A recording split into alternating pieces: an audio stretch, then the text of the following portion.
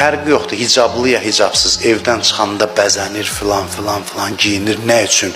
Diqqət dilənir küçədə. Bir dənə mənə baxın, xahiş edirəm, yalvarıram mənə baxın, yalvarıram mənə, bir dənə gözünüz ilə bax. Bunun bəzənməyinin mahiyyəti budur. Bundan başqa bir şey deyil.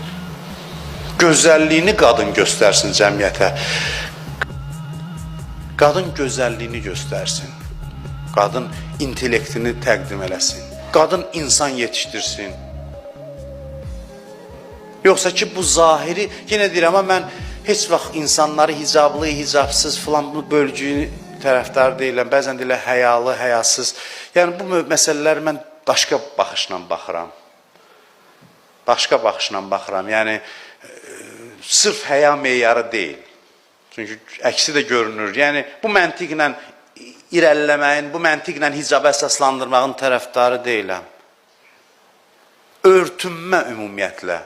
Örtünmə özü bir gözəllikdir, gözəl səhnədir.